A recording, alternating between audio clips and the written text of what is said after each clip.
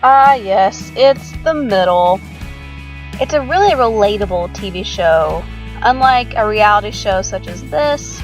Are you serious? $75,000! Or an absurd TV show such as this. You said no strings. What could I do, Steve? Disappear for 3 weeks? I had a break. But back to The Middle. You can obviously look at The Middle in terms of class due to the occasional financial struggles outlined, and the overall appearance of their home kind of gives off that vibe that they're not having creme brulee for dessert every single night.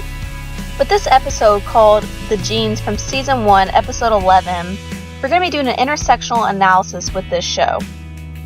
Class, gender, race, age are all playing a part in this particular episode at different times, more so than others. First, let's just look at gender.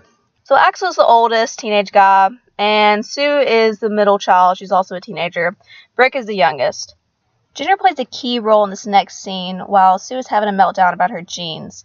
Focus on how her mom handles the situation versus her dad. I'm trying out for drama club and I have nothing to wear. Nothing! Drama club. Sounds about right. Oh! All right, that's enough of that. Stop crying right now.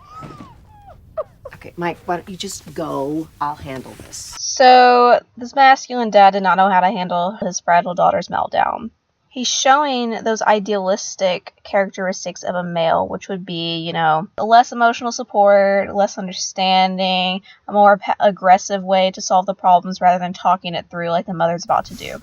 Mom, all the cool kids have citizens of humanity genes, and I am the only person in the entire school who doesn't.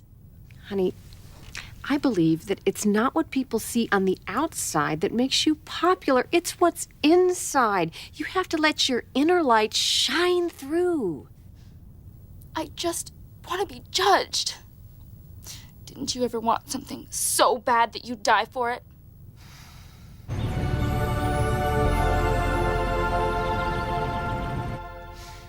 Aw, see, there's a relatability. I love you. Just don't tell your dad how much they cost. This is a perfect time to see how gender and class are incorporated at the same time, which is an example of intersectionality. The mother and daughter have this relationship where the mother is understanding that it's important for the daughter to fit in at school and feel confident in herself. Class comes into play with this because the family can't exactly afford Wait, how much were they? $112 for one pair of jeans? Most of that is tax. A wealthy family, this wouldn't be a problem. The mom or dad would just go buy the jeans to satisfy the daughter and move on. But since money's a little tight with this family, money's important because the mom has such a strong relationship and sympathy for the daughter that she's willing to fork up that amount of cash, regardless of their financial state, just to make her happy and a little more confident. Seeing that the father didn't really connect well with the daughter shows that he wouldn't have spent that kind of money on a pair of jeans just to satisfy her. Okay, Mike, I know it's crazy. It's completely crazy, but this is about Sue and her self-esteem. I just gave Axel a lecture about how he's got to work for things, and then you just waltz in and buy her a pair of jeans that cost more than all my pants put together? Okay, I wouldn't expect you to understand. Good, because I don't.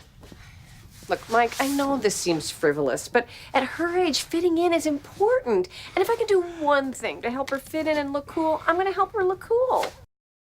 So Axel wants a car because he wants to take his girl out. Here's a clip that shows the relationship between Axel and his dad due to the fact that they share the same gender. The mother obviously sees the situation in a different way. Frankie, you can't pick up a girl like that in your parents' car. It's just not cool. Oh, you think it's important that he be cool?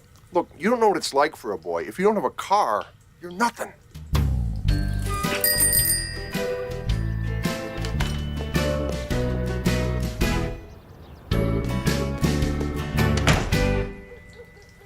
Oh my God. After all the grief you gave me about those jeans. Jeans are dumb. A car is freedom.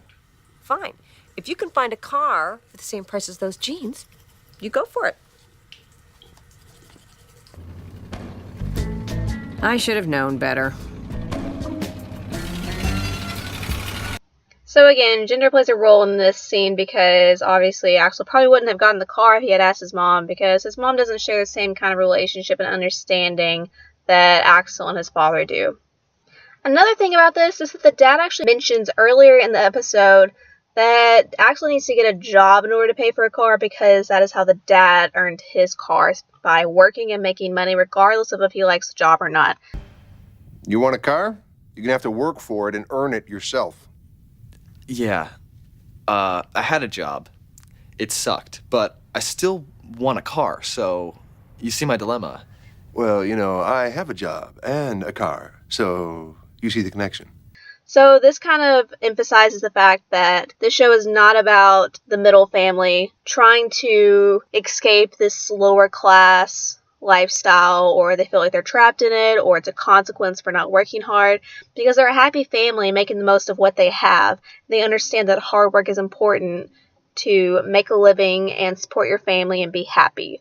Obviously, in this show, family is a lot more important than luxuries. The family teaches their kids lessons, and as said before, the dad is teaching Axel that he needs to work for what he wants. This TV show is unique because it kind of breaks away from that white trash vibe that you get from shows like Honey Boo Boo or whatever, that are lower class families that have no etiquette, no family values, and their financial state is a consequence of some kind of mistake or education flaw or something of that matter. Intersectional analysis focuses on multiple aspects working together to convey a certain message about the text. Assemblage looks at how maybe one of those aspects is specifically emphasized in a certain moment on purpose to portray a different kind of message. This would be the emphasis of the relationship between the mother and daughter and father and son. In addition, class is emphasized in certain parts of this episode because money is an issue for buying the jeans or buying the car.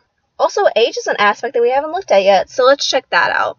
In the beginning, the mom mentions some things about how teenagers are difficult to work with just because of their hormonal imbalances. It goes through an array of typical teenagers being rebellious and whatnot and throwing fits. Age is important in this episode because the difference between the parents and the kids illustrates this distance and lack of connection that they have regardless of their previous relationship that they have due to the fact that they share the same gender. Sue is hormonal, throwing a fit about how she looks, and Axel is freaking out because he wants to impress this girl and his parents are embarrassing him. As for race, let's touch on that a little bit. So in this show, the family can obviously be identified as working class. This can be problematic if you incorporate other races. So for example, if it were a Hispanic family and a sitcom as this is, being a working class, then people may see it as being judgmental or stereotypical. With the white family, it's pretty funny because this isn't the average family that you see, and it makes it a little more acceptable to make fun of. This is not a classless show, but it doesn't emphasize the fact that they're trying to make more money to be happy. It's showing that money isn't needed to make this family happy. Class works with age, race, and gender in this particular episode to convey the message that this family is so connected that money can't tear them apart, and neither can their age differences. Intersectionality works differently in different shows. For example, in our screening, The Gilmore Girls, intersectionality works to show how Lorelai Gilmore made the mistake of getting pregnant at a young age. She made the decision to not live off of her parents' money, resulting in financial independence, which puts her at a different level than her parents currently are. The Jersey Shore example in our How to Watch Television book connects a little better with our example here, The Middle. Multiple aspects of the Jersey Shore reality show, such as race, age, and gender, are all interconnected to portray a certain message about the show. In the Jersey Shore case, it shows that their young age, lack of success, and Guido heritage all bring them to act the way they do. As an audience, you're brought to feel a little bit embarrassed and happy that you don't act that way or have that kind of lifestyle. It also motivates you to make sure that you're a lot more successful than them so that you don't end up that way. Intersectionality strategically works in the middle in order to show that this lower class white family is inspiring due to the fact that they break away from that white trash stereotype. The middle family can serve as a role model to people of any different class. They overcome the financial struggles that they may have by prioritizing the relationship that they have between each other. Well, I guess Mike and I discovered what the rich have known all along. Throw money at a problem and it'll go away.